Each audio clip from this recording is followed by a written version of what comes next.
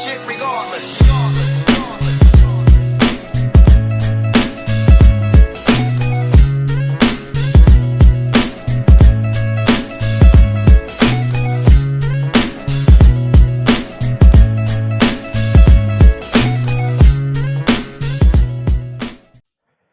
Hello, everybody. This is Azariah Terrell, and I want to welcome you to the Chaplain's Table. Today, I have a very, very special guest, my classmate, colleague, friend, all the above. Just happy to see her, Reverend Dr. Anita Green. How you doing? I am well, Rev. Thank you, Chaplain. Thank you for the invitation. I really appreciate it. Absolutely. Thank you for your time. So, today, the topic, and I've already shared this with you as well, Rev, that we're talking about grief. You're certified, I want to say it's right, certified grief support coach or a specialist. Am I saying it right? Or both? Yeah, grief support specialist and coach. Grief support specialist and coach. Yes. And it comes from where we both come from the same, I'll say, cloth and seminaries, the Interdenominational Theological Center, the ITC. The I think both ITC. of us, none like it. And we both concentrated in the psychology of religion and pastoral care under our MDiv. So a lot of the same professors and teachers. So I'm really excited about this moment. But I don't want to prolong the time. I really just want to get into, first of all, just introducing who you are, your background, how did you get here, and especially around the topic grief. How did you get here? Well, when my parents passed away, and of course my family still lives in another state, and I'm here by myself, Mm, come because I came to seminary.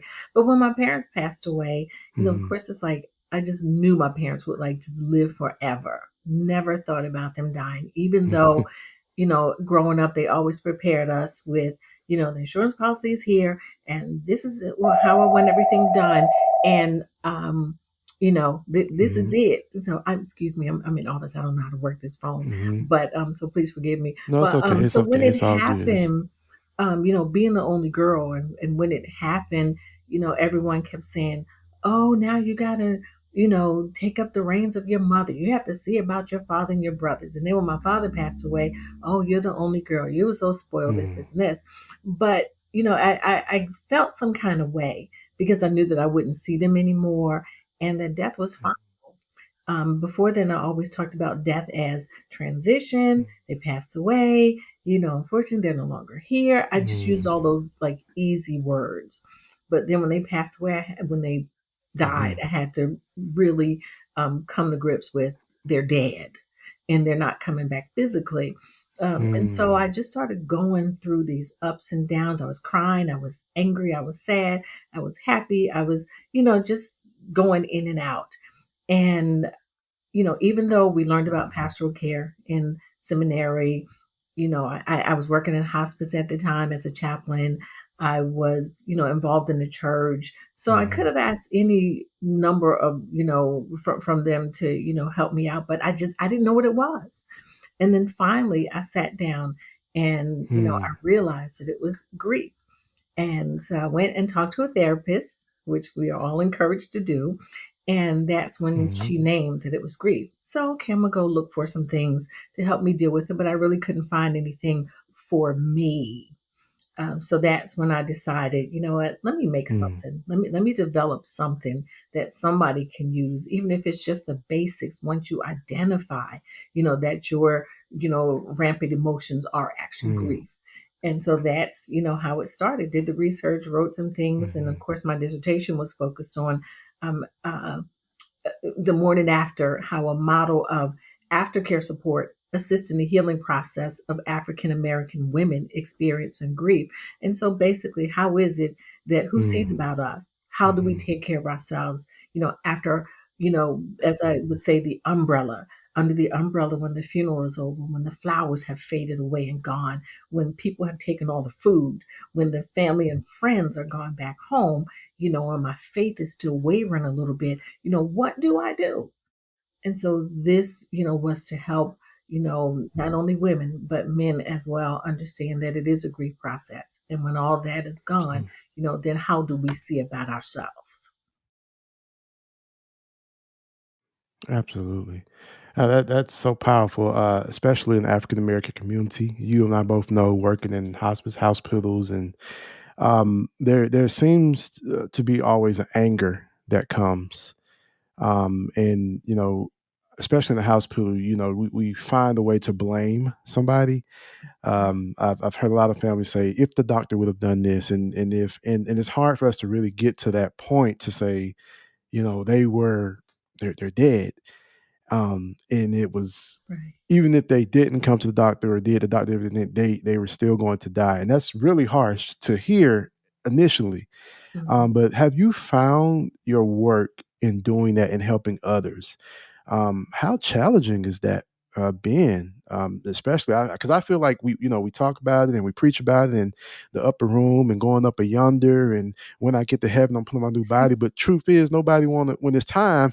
You know, we don't process it. So how challenging has that been in your work? Well, what I do is I came from a funeral home perspective. And so I work Mhm. with several funeral homes, with their aftercare support, training staff to work through their grief and not to mask it and cover it up and, just go from one to the next because that's Mm. how it can be sometimes. But, people, Mhm. always say, well, I hear people always say whenever they're at a funeral, like, "Oh wow, they look so nice. It looked like they were sleeping." You know what? I'm going to call you because I need to, set up my, information. I need to pick something out. I need to, get my final wishes Mhm. together. But then they never do because nobody likes Mhm. coming to the funeral home Absolutely unless not. Yep. it's to view someone or for a service. No one really likes to talk about death, Right. but we all understand that death occurs. So how do we prepare ourselves? Mhm. When we were growing up, my brothers and I were growing up, we would just laugh because it's like, oh, it's Saturday morning at 9 o'clock. Here comes the insurance man. And we would laugh because he was coming. But, Mhm. at the end of the day, when it was time for my parents to transition, we didn't have to worry about anything because they already had everything planned. We just Absolutely. knew, you know, again, where the insurance policy was, how much it was, who they wanted to participate in their services, the funeral home, the obituary, everything Mm. was basically written out. So we really didn't have anything to do. So it's hard to talk about that, Wow. but we need to have those conversations with family members and friends. Absolutely. Absolutely. I always said now, and it will help calm down a lot of the confusion and the fighting and bickering. Because it we've been there. You've seen it. It how much money mommy and daddy done left me, and who gonna get the house, and Yes. really, and it just all this time. And then it's so much stress happening in that moment anyway. And like you said, we wait until it's time. And even today, when I talk about it, I mean, coming from a Pentecostal background, oh no, we buying that. We buying that right now. You better get away from here talking about like that. And I'm like, Right. it's going to happen regardless of who we are. It's Right. Mhm. we can't escape. But I want to now kind of shift a little bit to your book, and what you said your dissertation is, The Mourning After. Um, and there it is. Absolutely. Show it. And before we get off of this, I want and I'll share it under the YouTube channel things where we can go and get it. I think I haven't had my copy yet. It just came out, right? Is that right? Right. Just came out actually last Friday. Okay. Okay. Well, you got a big supporter here. I'm gonna push it like crazy. Mhm. I feel like this is something every family, um, especially African Americans, should get and really go through because it's a challenge. And if you just explain what can we expect looking into the book, and as we get it, how do you advise going about reading it and doing the challenges, and what can we expect? Mhm. Yes. Well, the book is based off of my dissertation, and the book is called "The Mourning After: A 30-Day Challenge Towards Healthy Grieving."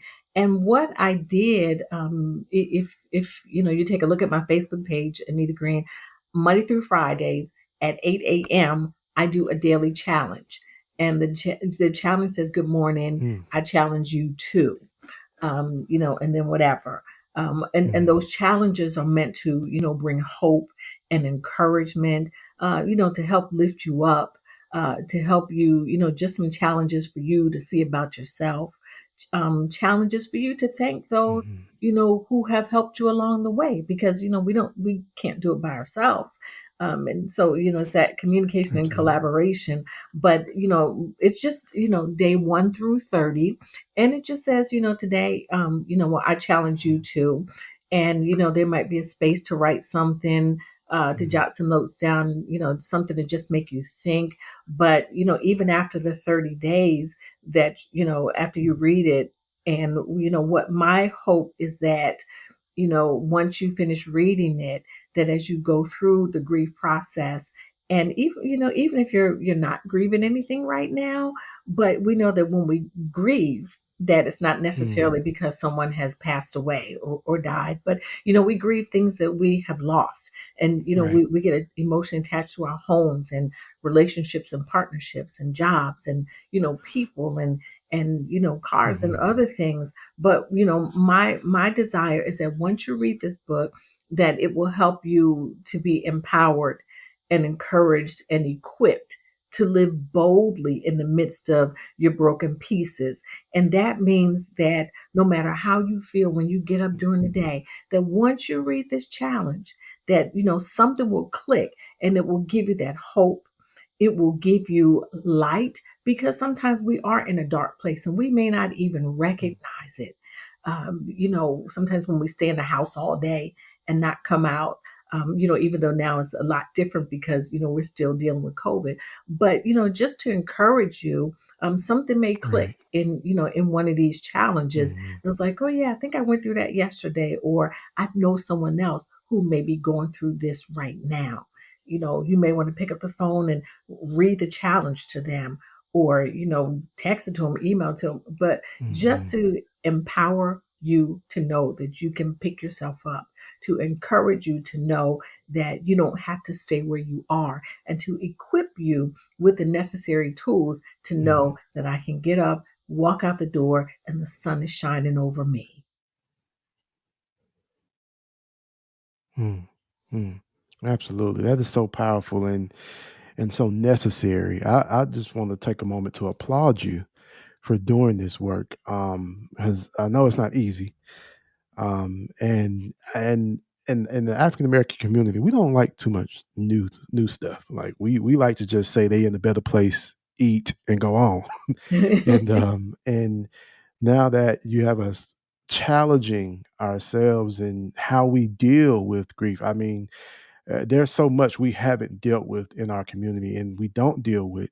And as me and we talked about this, even that I see because of so much toxic theology about oh well they in a better place, or we try to shout over it, or Right. we sing these beautiful songs but we don't really deal with it. And so for you to take the time to challenge us in this, I think is extremely powerful and very necessary, very necessary. Thank you. And thank you. And the other challenging piece to it, I just, I'm trying to contain myself, but I just get excited when I talk about, No, absolutely. grief and death and dying.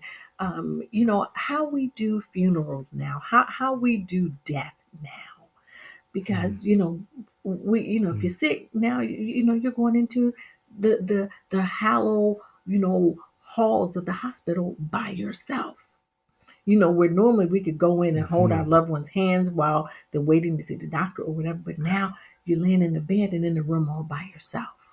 What happens, when your loved one, dies, transitions. We can't have services like we used to.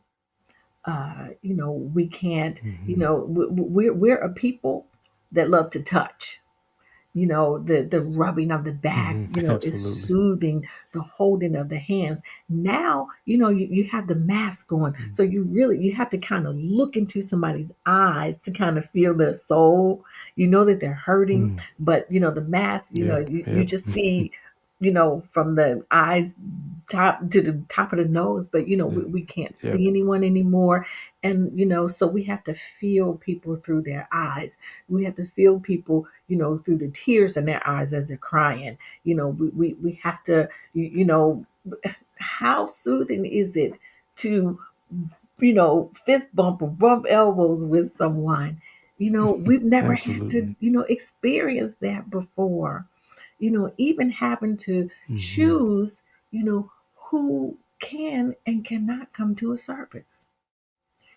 Thank God for, Right. technology, because we're able to live stream, or people Hmm. will, FaceTime from their phones. But, you know, thank God for technology, but it still Exactly. doesn't, suffice when we can't be there, and we know, taking food to Right. somebody's house, going by Hmm. somebody's house, just to sit with them. None of that we can do anymore. Even as far as Very you true. know, assisting with several funeral homes that I do, driving a limo to pick up people. Well, four people. That's it. Nobody in the front seat. Mm, You know, you mm, can't even, you got to remind people to keep their mask on. So these are the things that mm, life has just shifted and changed so much, and the adjustments that we had to make, just, with life in general. But then when you're dealing with such a mhm, subject as death, and you know that your loved one is not going to be here anymore, the grief hits even harder, because now everything, again, has mhm. changed. There are no people around, or if the people around, Very much they're so. masked and covered up. How soothing is Absolutely. it, again, when you have to Absolutely. fist bump somebody, you want to hug, because our natural instinct is to go and hug someone, and we can't. Go to Signs hug. are up. Absolutely. Social Absolutely. distancing signs are up. Keep your mask on. Signs are up. If you're not feeling well, stay away, which we should do that anyway. But, Hmm. there are now all these Right. rules and regulations concerning death. It's certain death. It's add to the anger that you're already dealing with, as you were saying. And, Exactly. Exactly. Yeah. And, and and, I'm and it sorry. What you is about? Mhm. adding to the anger, adding to the guilt, because some people, eh, had thought about being buried. Well, now we can't do it. So now we have to cremate Mhm. mama. But that's not what she wanted. But unfortunately, that's what we'll Mm. have to do. Yeah, that's what we have And to so do. then you carry that guilt, May I because ask? Mhm. No, no. I said you can't. Yo, I was just thinking about you do something called the grief circle. Is that right? Yes, You CEO and founder of that. yes. Um, and I, I I was curious, just based on what you were just saying. And thank God, yes, for the social media and the platform. But what are the more creative ways that we can actually deal with it? Because, like, through media, and I don't know if you're already doing this with the Grief Circle, and I love to hear what you're doing with your Facebook page, and I have seen it where you're challenging people. But just for people listening, and we might can't go to grandma's house like we used to after the bypass, or to auntie or somebody's house, but we can do social media. Are there any creative ways or exercises you can think of, or something maybe you're already doing with the grief circle? I'm not sure, that can help. I do Zoom sessions, with families. Mm, Um, mhm, so that, they like that. Um, some people, and I do leave the option that if you want to do something in person, let's figure out how we're going to do it, because I know, especially if someone, mhm, um, like a recent client that I have, um, lost her daughter, mhm, lost her husband, lost her best friend. mm, And so now she has to go to, to an mm, empty house. and actually she was her daughter died in the car while she was on her way, while they were on their way home from bringing her daughter from dialysis. And her daughter just said, we need to hurry up and get home. And those Mm. were her last words. We need to hurry up and get home. And she just saw her slump over, take a breath and slump over. And, My goodness. so that's very Hmm. traumatizing for her. And so I've found a creative Absolutely. way to, be with her because she's by herself. And, so she has a, back porch. And Hmm. so, we do the coloring with with the crayons and the colored pencils and, all that. And so what I do with with Mm. the colored pencils and crayons is, we get the poster board and, I'll just Mm. have her write words, use these pencils and write down a word as to how you're feeling, draw pictures, scribble on a paper if you have to. But as we're Hmm. talking, just even if you don't want to say anything, but just like I said, scribble, color, draw a picture of how you're Hmm. feeling when I ask you Exactly. questions Yeah. or when you're talking about something. Wow. Yeah. And that they really like that because it helps them express themselves because she can't do it with anybody else. So she's, Absolutely. we looked at couple days ago, we looked at the last couple of poster board drawings that she had. And, she was just able to laugh. She was like, oh my gosh, look at this. Before everything was like basically red and black. But now, she's adding some colors Mm. to her, to her drawings. Right. So she's, Wow. beginning to, Hmm. as she says, feel a little better. So that's a creative way. And then Mm. Zoom. Sometimes what we'll do is music. We'll listen Mm. to some Absolutely. music and just dance. As the saying goes, what is it? Live, laugh, love, or dance like nobody's looking. Well, this is what we're gonna do. Hmm. And so we do Yeah. that. Absolutely.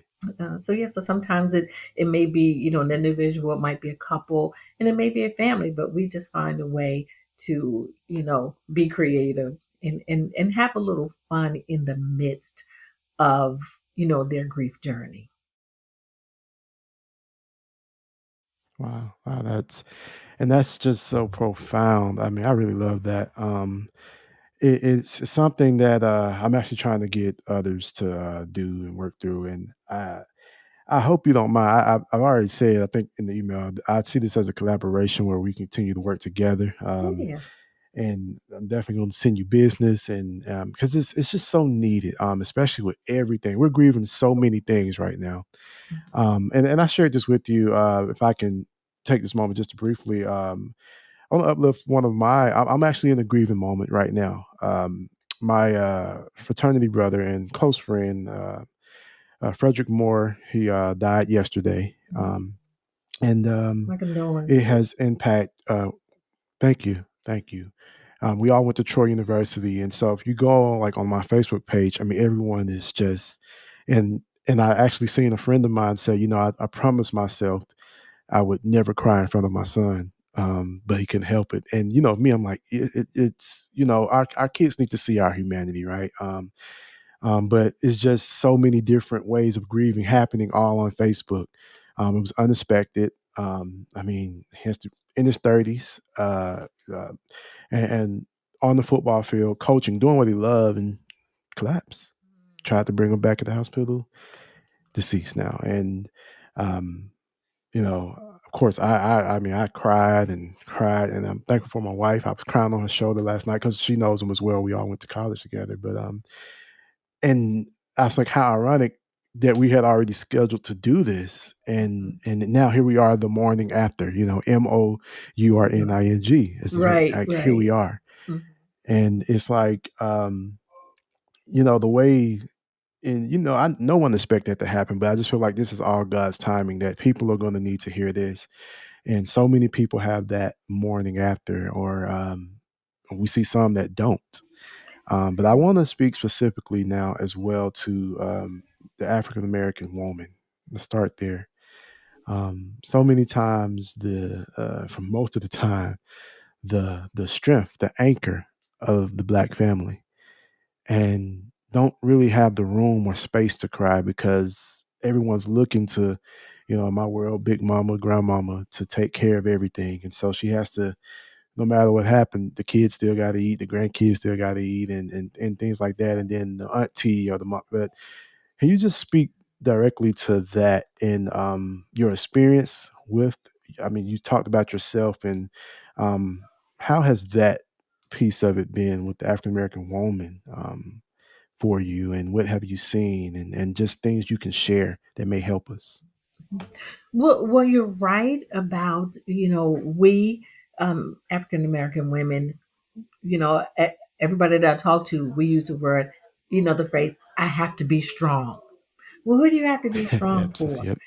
Because we're, Mm, we're human.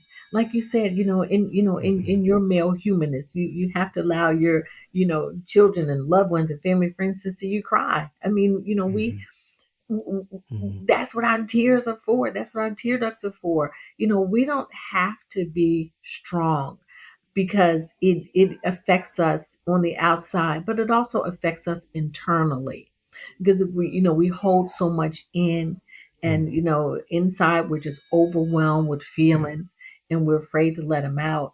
If you feel like you want to cry, but you don't want to do it in front of anybody else, go find you a pillow and scream at a pillow. Go sit in the car, and scream. mm, But regardless, we can't keep it in. And I had to realize that because I did that. mm, I went through the I gotta be strong. mm, Um, Especially my mother passed away. I knew mm, that, we were all at the hospital. When the phone rings and the doctor says, if you want to get to the hospital, you better get here. yeah, So, we all go. mm, And yeah. while everybody else is over in the corner crying and sad and everything, I pulled a piece of paper out my purse and a pen, and I started jotting down, okay, let me call this person. I went into business mode, even though I really Mm, didn't have to, but it's automatically. like, let me Yep. call this person. Let Yep. me call the person. Somebody Yep. has to, have it all Yeah. together so that I can, put the pieces Mhm. together. But then, you know, afterwards, still trying to be strong because I wanted to be there for my father. Nobody else. I just wanted to be there for my father to the point where I think I was smothering him. And I realized that I was not allowing him Mm, to express his own feelings. And even to this day, like today is their wedding anniversary. And they would have been married almost 60 something years.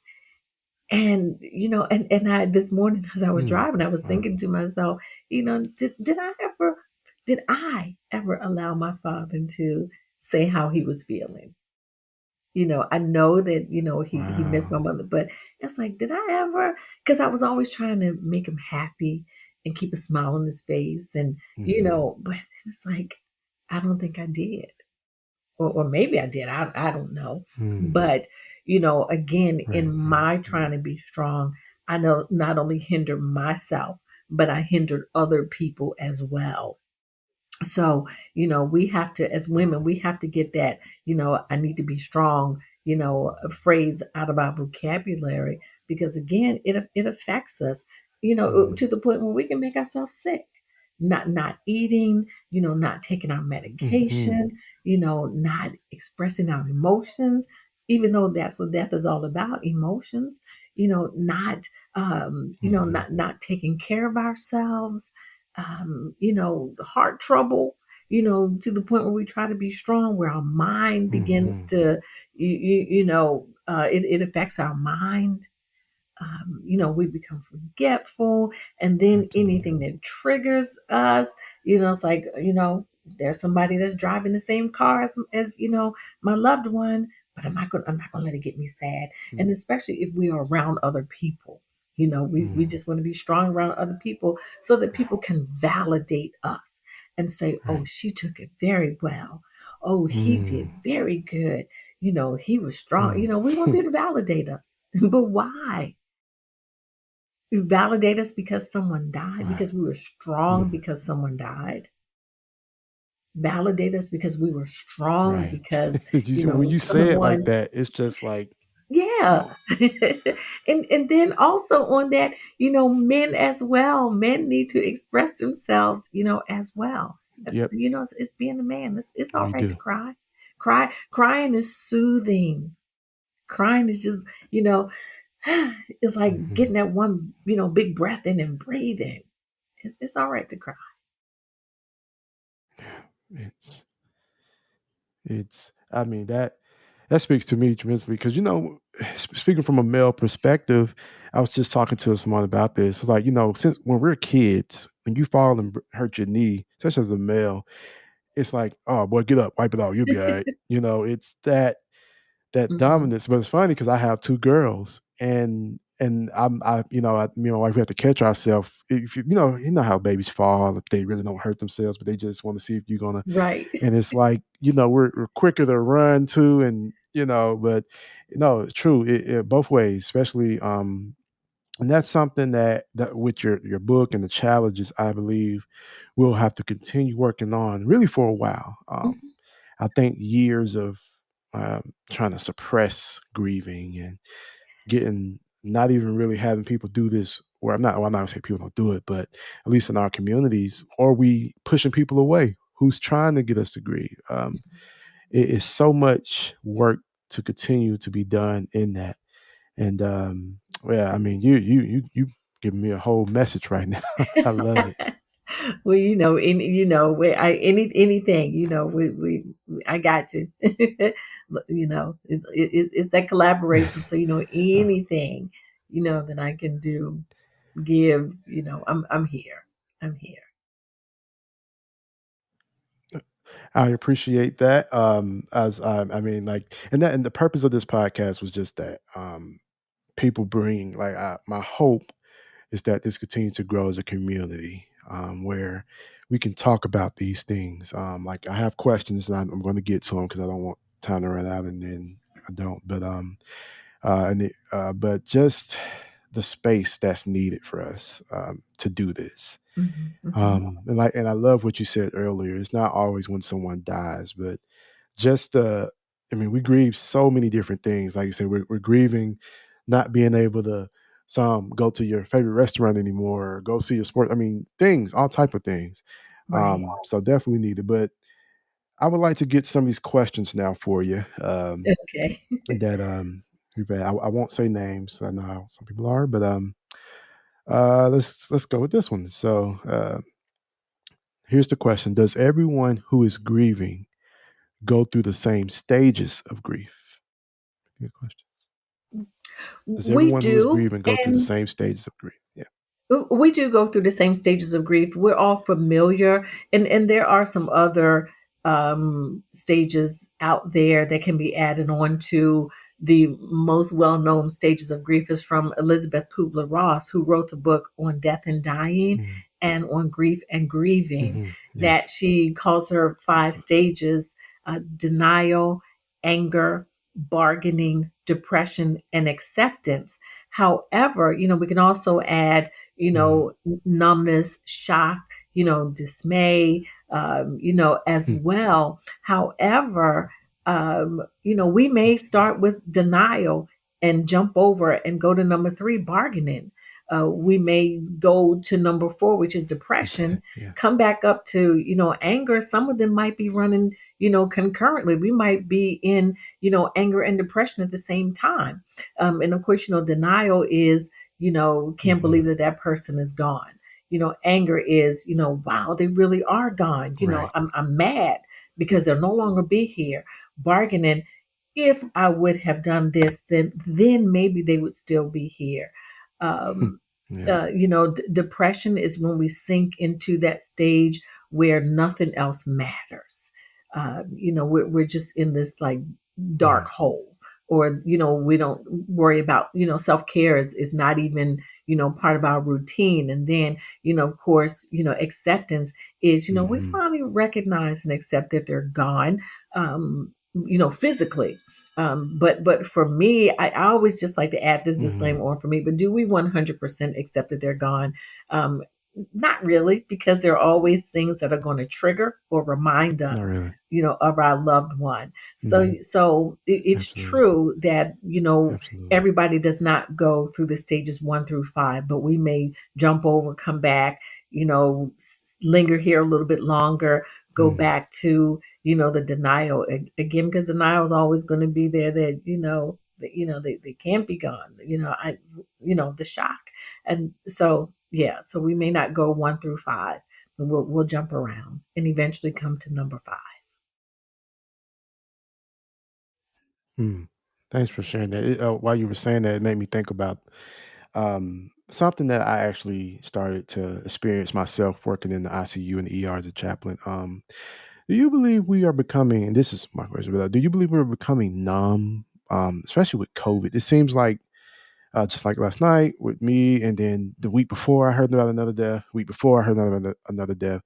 Is it possible that we can become numb to the like, okay, this, and because I worry, and I'm gonna speak for myself here. I recall I found out someone died in the ICU, and I'm just like, oh, okay. It was, and my colleague called me out, said, "That's it," and I'm like, "What you mean?" He's like, "You seem to just become so numb to this," and I'm like, "Oh, whoa."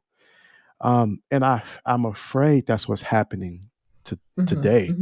Hmm. I'm just curious your thoughts. Yeah, and not only becoming, we do become numb because it Mm, is almost like death just keeps happening, but also, mm.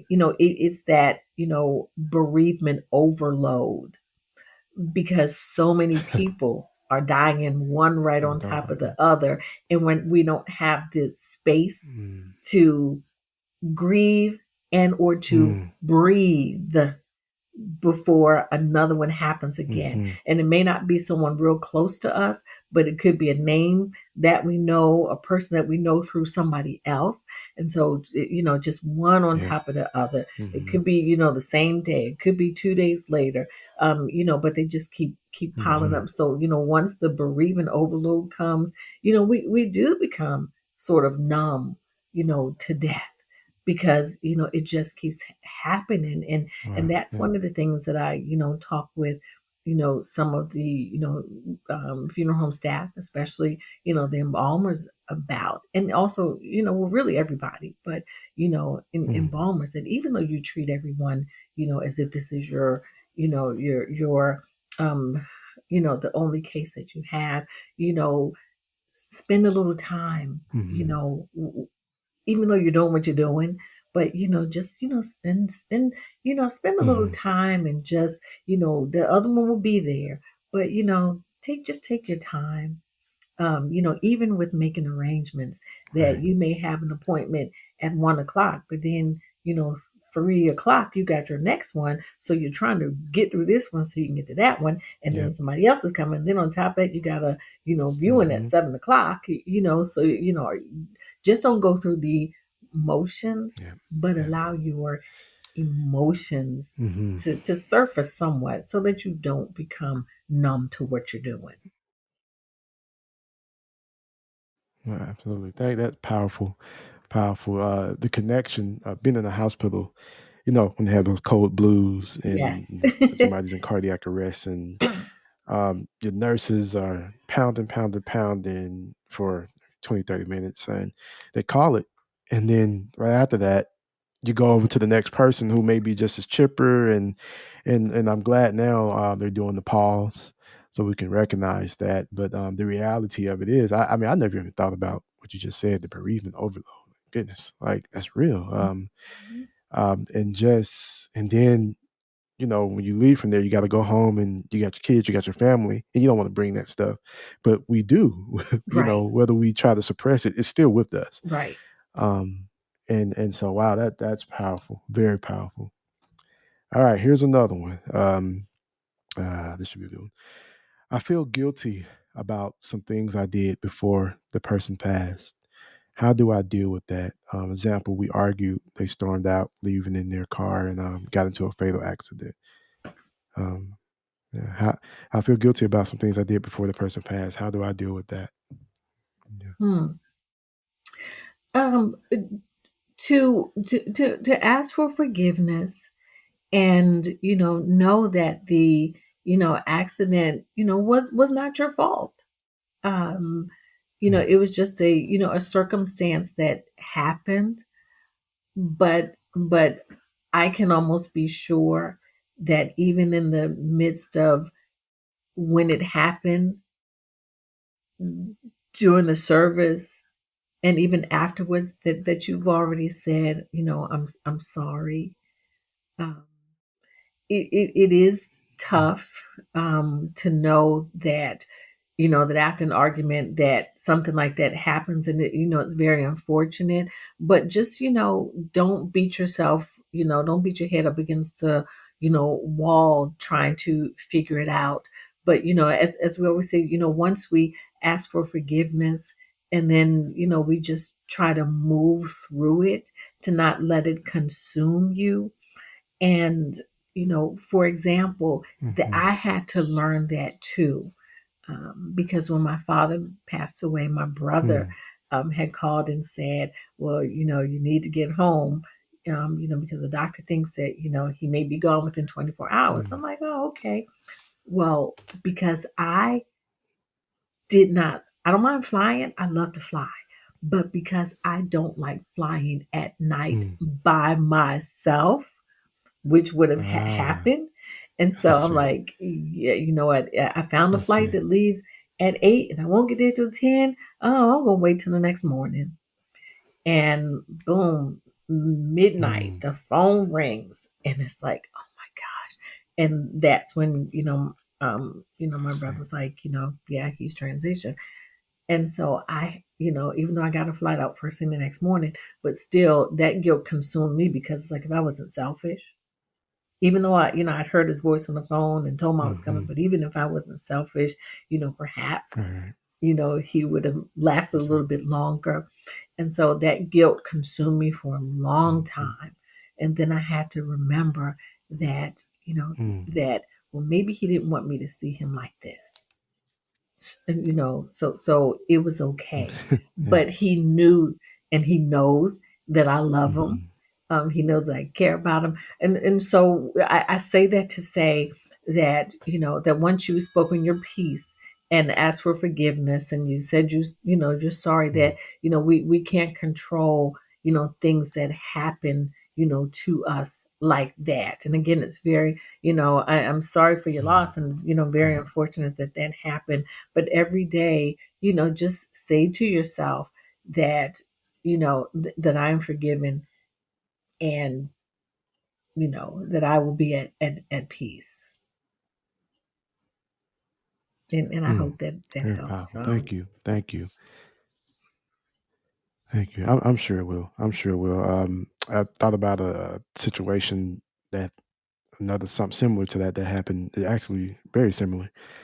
And that was one of the things that he was dealing with, just the guilt. But Mhm. I think this is a very good question here. How can you support someone who's lost a loved one? I say that's a good question because, uh, a lot of times we don't know what to say. If you haven't really went through the training, and my biggest pet peeve, and I know people don't understand, and is just all the cliches of that. I'm like, ooh, it's, well, they in a better place. And if it's my mom, she's like, well, how you know? She gonna ask you, you know, um, or you'll see them again. Just all the cliches we run through because we don't know what to say. But how do you support someone who's lost a loved one, and you either happen to be there or they call you, but you don't really know what to do, what to say. Well, like you said, the cliches, yes, can be very can be hurtful sometimes, because Hmm. um we may say something that may not even coincide with how the person passed away. Especially Right. with, for instance, like, Hmm. if someone's loved one committed suicide. Well, I don't want to hear that. You know, I'm sorry they did that, but they're in a better place. Well, my question is, where is the better place? Well, Right. for me, the better place is right here with me. That's a Mm. better place. And not to take Mm. light of any of the cliches. You know, God needed someone in his Right. Right. garden. I've heard a lot of cliches, but Yeah. sometimes Yeah. people will say that because they don't know what to say, or just to say something. Mm-hmm. But most of the Mm-hmm. time, your presence is what's needed, and as we call it, the ministry of presence. Because a lot of times people just want your Presence. presence. They just Absolutely. want somebody in the room with them, or they want somebody Mm-hmm. close by, or they just want Mm-hmm. somebody to sit with them, while they're just sitting there Mm-hmm. staring out the window, or writing down some words in a book. But Mm-hmm. I just need you to keep me company. So it's not always what we say, but our presence. Mm. And I remember this poem that well, funeral poem, and it's called Perhaps, and Mm. it says something like, perhaps, um, perhaps you came to see us and just sat in a chair. Perhaps you sent a plant because we saw it there. Mm. Perhaps you sent a card. We thank you. So it's not always what we say or do, but it's just our presence. Or when like back in the day when we could entertain people, that people came over to, I always say, to be Mm-hmm. nosy and to see what's going on, and if they got money and insurance policy, and like, it's true, and Yeah. stuff like that. But um It is. It yeah, is. if you're going to be there, help wash some dishes, or help to sweep the floor, or if kids are running down, just give the kids something to do. But just don't just sit there in the midst of everything, like looking from one person to the next trying to find out what everybody's saying. But be helpful. Mm. And sometimes being helpful is just sitting there, um, just because they may not want to talk, but nobody's going to tell you I don't want to talk. And so you have to, do Right. that. Of course, Right. what we know of as also active listening is what you see with your eyes. It's what you Absolutely. hear, Yep. in their Mm-hmm. voice. If Mm-hmm. you know that they're, picking up, the trash, trying to change the trash bag in the trash can. Oh, let me do that for you. Just being present, being present. Mm, absolutely. Thank you. Thank you. That's so true. Yeah. Being nosy. Say that again. And sometimes you just know, like, come on now. Come on, man. Right. What you but yeah. But I'll give one more question and then we'll move on. This is I mean, this is really good stuff. I'm excited and I really hope that people take this and really listen and do the work and get Mhm. the book. And we're going to make sure everybody knows where to go and how to follow you Okay. and things like that. Last one we'll do. Let's pick. Okay. What do you do when you feel distant from family and friends during the time of grieving? That could be translated a lot of different ways. Was there already a problem? But what do you Mhm. do when you feel distant from family and friends during the time of grieving? Ooh, um, death death is a time when people should come together, regardless of Mm-hmm. our differences that we have for whatever reason. But Mm. because as the saying goes, we never know who might be next or what happens next. But just reaching out, with a hello, or a text, a quick phone call. It's just good to always, stay in touch with family. I hear so much that, you Mhm. know, another, another link is gone from the chain. Well, you want to make sure that chain stays strong. Yeah. And if, you find yourself being Mhm. distant, then, just it might be baby steps, but just take a step towards getting Hmm. back closer with your family.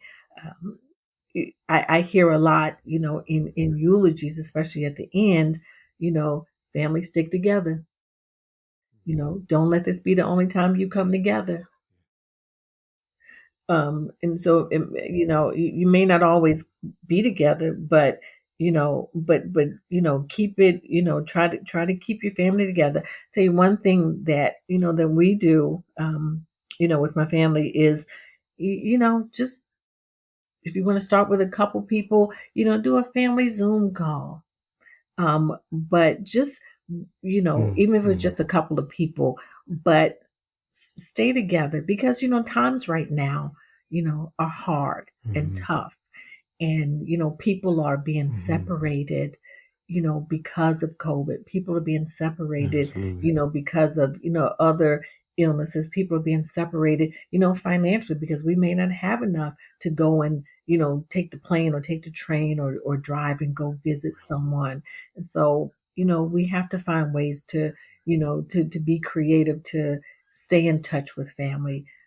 But whatever you do, I encourage you to to take baby steps and let it be you, or if it's somebody else, to try to strengthen, your family chain. Because Hmm. if people are, dying off, or people are, sick, your family members are sick or ill, then who's going to take up Right. the slack, for others? So Hmm. that's just my encouragement to just, if it's baby Right. steps, to just please, you know, get back close with your family. Very true. I think that's powerful. One of the things we talk about, my wife and I did, is about, it seems like when you got the older generation, like your grandma and granddad, then they were the ones who, the glue. Mhm. Everybody would go to their house, and if something happened, that's the house you go to. But now, we say that a lot of the older saints are transitioning, are dying and passing on, and it's like you said, who will continue to bridge that gap, and why we should be coming together and saying, I love the family Zoom idea, and then maybe one day we can again, come eat dinner together and things like that. But and that's another thing I feel, in some families, not all, that we've starting to back away from, is that coming together more so with the next generation, who's going to keep that up. And so, very important. Thank you for answering those questions. Dynamic. But I want to take the next few minutes to just, what are your plans, and most importantly, how do people reach you? Um, and if they want to, they see this, like Dr. Green, I want to talk to you some more. Where can they find your information on how to contact you and all the above? Okay. Well, I am revamping my website. So right now I Mhm. just have my book information on the website, but it's www.anitagreen.org. That's ANITAGREEN.org. And so that's for, the book. www.anitagreen.org. If you need to reach me by email, you can do that as well. Rev, REV dot Anita Green at gmail.com. And I don't know, can I give out my phone number? I don't know. Am I allowed to do that? That you, Okay, just reach me by if it's your email. personal, that's up to you. But Ooh, some of these saints. Yeah, just Don't get for, me for started. right But I now. understand. I mean, because Um, you or want to have, yeah.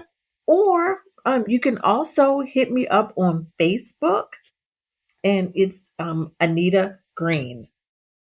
Um, let me see which one. Yeah, Anita Green. Yeah, I have on a pink dress. But that's me.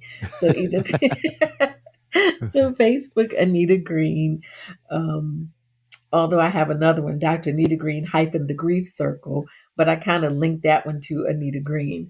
Um, so yeah, so that one, or email rev.anitagreen@gmail.com, or what did I just say? www.anitagreen.org. Mhm. There you go. Okay, thank you. And I put all this under the YouTube page too, so you'll see it. And I'll share it on my Instagram and all that, and have her bio fully there in the picture.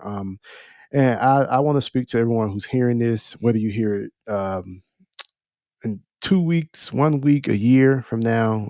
If you found your way to this at some point in your life, even 10 years from now, who knows, right? With the internet, please just take this serious, do the work. And you have another resource now if you didn't. So that's not an excuse anymore. I don't know where to go. Well, you do now. And so, and for one, the importance of supporting people doing this work. I vouch 110% for the Reverend Dr. Anita Green. She's one of the real ones, I'll say, in a genuine spirit. And so, Dr. Green, just the book is out now. What are your plans? What are you? What are your plans? Your next steps? What are you hoping for out of this? Well, my plans are to continue to sell this book, or Absolutely. I would love to write another. And this is like my first time trying it, and so I Hmm. just would like to write another book. Also, just like to expand, in the funeral business.